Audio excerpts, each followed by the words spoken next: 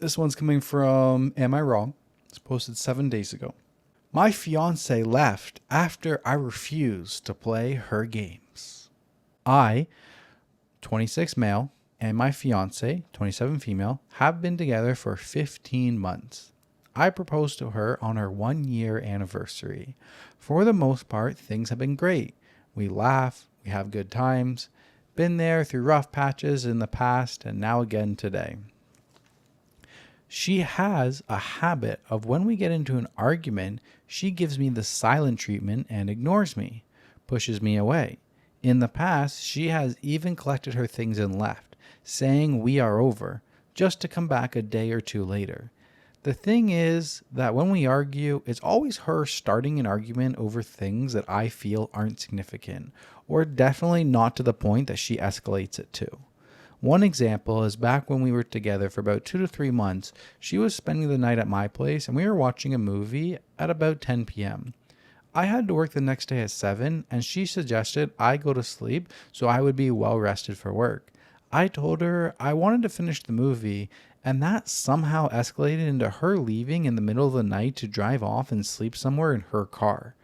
I tried to get her to stay and even offered to sleep on the couch so she could have the bed, but she refused. I tried chasing her in the past, and she has even told me that when she gets upset, don't let her go and leave her alone. I've expressed to her how badly it makes me feel when she does this, how it's stressful, and how taxing it is on my mental health to always feel like I'm at risk of losing the love of my life on any small argument. I feel like she does little tests and games to test my loyalty and commitment to her, which I don't think is healthy. Now, to last night. She moved in with me 2 weeks ago, and it just so happened that the job I'm currently supervising in construction is 2 hours away, so I've been away all week. It sucks, but it is what it is. The job should take about 3 to 4 weeks. After being away from her all week, all I wanted to do was come home and spend time with her. When I got home, everything was good. We were both happy, laughing and playing around. But suddenly, about an hour after I got back, she asked me if she could have $20 to go shopping. Keep in mind that she has thousands of dollars in her bank account, while I'm just getting by, trying to pay back a line of credit. She knows it stresses me out how much interest I'm paying and that money is not my favorite subject. She's also expressed that she wants a joint bank account, which I'm not a fan of the idea. So we agreed we would open a joint savings account and both contribute money for fun things to do together. I don't think she is after money. She has even offered to help me pay back some of my line of credit, but I refused. I think the reason she asked for $20 was just to see if I would do it, like a test. She knows that I would give her money if she needed it, but she didn't need it. I always pay if we go out to eat and other things. I told her this and asked her why she is testing me like this, and she got mad and went away and ignored me. I tried to talk to her, but her responses were cold and snappy. Now I was upset because all I wanted to do after being gone all week for work was to spend time with her and have a happy weekend together. I knew that this night was a write-off now with her upset at me, giving me the cold shoulder, so I just went to work in my garage. I spent a couple hours in the garage, and when I came back in, she was upstairs in her bed, playing on her phone. I'll admit my sadness started to turn into anger as she acted this way before and promised she wouldn't push me away like this. So I asked her why is she playing games and tries to test me like this. Admittedly, my voice started to raise a bit, but I wouldn't call it yelling. She told me not to yell at her, so I lowered my voice a bit and apologized, but told her it's very frustrating when she keeps acting this way. Things started to escalate, and I told her my concerns these games were having on my mental health. My dad was bipolar and committed suicide when I was young. At some point during me explaining how her pushing me away and testing me affects my head, she let out a giggle, which made me angry, so I just started to get up and leave, at which point she grabbed onto me to try to stop me. I resisted a bit and escaped her grasp, and then she tried to act like I hurt her, which I believe was also not true. It was her trying to make me feel bad, and I told her so. At this point, things basically escalated to the point where she was packing up all her things to leave again. I asked her why she was doing this over something that started as such a small argument, but she wouldn't listen to me even after I told her I would sleep on the couch and she could have the bed. Now this is the part where I believe I could have handled it differently. I'm pretty close to my sister, and at the start of our relationship, when she would do these things, I turned to my sister for advice. Her advice was that she was trying to manipulate and control me and that I should just leave the relationship. I haven't, and things seemed to get better for a while, but every now and then another one of these episodes would happen. My fiance knows that I talked to my sister and a couple of friends about this in the past and how they felt about her, which really upset her. So for a long time since, I just told them everything was great with us, and for the most part, except for the occasional episode. Last night when my fiance was packing her things to leave me again, and after me trying to reason with her and stop her, I called my sister. Partly to try to get my fiance to listen to somebody else besides me, tell her she's being unreasonable, and partly just to talk to somebody to keep me from feeling like I was losing my mind. I had my phone on speaker and explaining what was happening, and my sister basically just said to let her go. She keeps doing this and is manipulating and controlling. My fiance overheard while she was packing and left to go sleep in her car.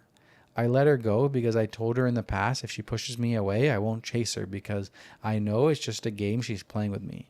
Now this morning I texted her and asked her to please just let me at least know where she is so I know that she's safe. She refused to tell me and kept telling me how wrong I was and I shouldn't have let her sleep in the car alone all night. It turns out she's now at a coffee shop and my roommate is with her and she asked me to come talk. I refuse, saying I don't want to play these games and chase her anymore. The roommate took my fiance's side and said that I shouldn't have let her sleep in the car, but also told her that she shouldn't have left in the first place. Now my roommate told me that my fiance is looking at rooms to move out, and my fiance is making it seem like the relationship is over. Again, I don't think she really wants that, and I anticipate her coming back. I think it's another game. At this point, I don't know what to do. My family and friends all say to move on and that her toxic behavior won't change. In a way, I feel I know that's true. Anyway, about last night's incident, am I wrong? No. She slept in her car. She chose to do that herself. She left. Yeah. She wanted you to run after her. That's literally like a game. The exact thing that you're complaining about. She's playing games on you. Like, that is so immature. How old is she? Does it say their age? 27 and he's 26. She's 27. I was picturing like 19 maybe, just the way she's acting. Right? Like, this is very immature. This is why I personally believe that maybe 15 months is too soon for fiance, for a proposal. Sounds like a premature proposal to me. It was a year. But that's just me. It was a year in. That's just me. I'm just not a big believer in proposing so early in a relationship before you know somebody. That's fine. I think you should move in with somebody, figure out their dirty, nasty little habits before you consider that. But I know not everybody's the same. I hold no judgment. But when I hear things like this, I'm like, this is why I feel this way. Yeah.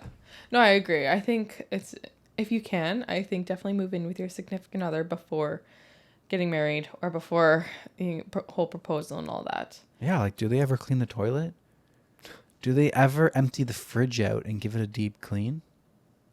Do they clip their toenails and leave it everywhere? Why are you saying stuff that's going to make our listeners think that I'm doing this? No, I'm not. Please make it clear that I don't do that. Do they leave the toilet paper holder empty? And you have to always refill the toilet paper holder. I never leave it empty. No? I never leave it empty.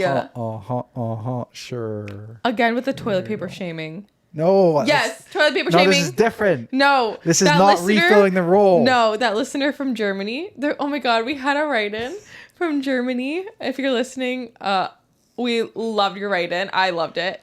She emailed us and she was like, how expensive is toilet paper in Canada? She was like, because here I've never heard of anybody monitoring the amount of toilet paper that I use. Like, I was like, girl, it's not expensive. Denver's just a freaking weirdo. No, it's just it's because the toilet paper roll goes empty so fast, and I'm always the one who's got to reach above the washer and dryer Oh my and bring the God. toilet paper down. You poor thing. And it just seems like I'm doing it every day. We You go through a poor whole roll freaking a thing. day. I don't know. We can afford toilet paper. All right. I know we can, but Please. all right. Top comment before we get too distracted on this one. All that sounds incredibly exhausting. Is this pattern something you really want to be doing in the next 15, 20, 30 years? Exactly. Cut it off before you sign the marriage license, please. Like, Exactly. It's just, Like, it's not going to get better. you don't want to deal with that for the rest of your life. Like, that's just exhausting. Yeah. She's too immature. And the fact that she's 27, like, it's shocking. She sounds really immature. Yeah. You guys need to ease up with these early proposals. All right. Listen, I could be wrong. I don't think that's the This is issue a matter here. of opinion here. That's not the issue I think here. it is. Well, No. not necessarily, No. but I don't think they should have even been fiancés. I think marriages work. People get engaged within a year and they work. So that's not, I don't think that that's fair. Maybe not. I think this girl is just a little bit insecure and she has issues that she needs to deal with. I feel like, yeah. Well, yeah. I don't disagree with you. Yeah. Yeah. I Yeah. just think people should move in and see the nasty habits I think so too. But before. yeah. Does your spouse leave their teacups everywhere around the apartment? Oh my God. Just air out all of our dirty laundry, please. I can be saying stuff that you do too. Yeah, like what? What you got? Put me on blast. What you got? You ain't got shit because I'm amazing. Can't think of anything right now, but when I do, I'll let you know. I cook. I clean. I do the laundry. I do the dishes. I give you massages, neck massages, No, you feet don't. massages. I literally massaged your neck twice, like 3 days ago. Yeah, because it was hurting. And I was like, do you want me to massage it for you? And you were like, yes. And I did it. I did it till my fingers hurt. I did Whatever. it 10 minutes after my fingers started hurting. Whatever. I asked Moving you for a on. foot massage once a year. No, What do I get? I refuse. Exactly. Your feet are gross. My feet are perfectly fine. They're nice and gross. healthy. They're Ew. nicer I'm than not your touching feet. your damn dogs. Just want foot massage once in a while. No. Please. Ask Luna. Ask Jack. He'll make biscuits on it. Oh, yeah, that's a massage. Dig your claws in like making biscuits. Yeah, okay. I'm on board with that. All right. Let's move along. Let's move along. We're getting way too sidetracked this episode. I love getting sidetracked. Our listeners don't. Yes, they do. Except for the ones that comment that they don't. We're giving you a lot of content, all right? Almost 14, maybe 14 stories here. I don't think we're getting to 14 this well, episode. we're 8 stories in. We're 8 stories in. So you're getting a lot of content. You can put up with me a little bit.